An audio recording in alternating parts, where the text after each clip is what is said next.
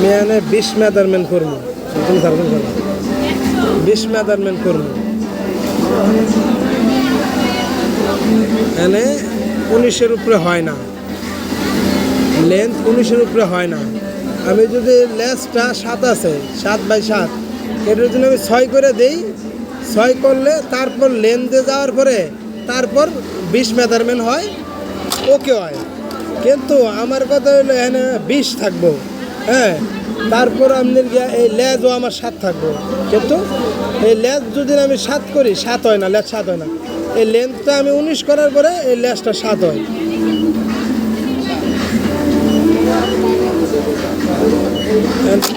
19 অঙ্ক হয়েছে, কিন্তু 20 অঙ্ক হয় না, 20 হয় না, 20 হয় না।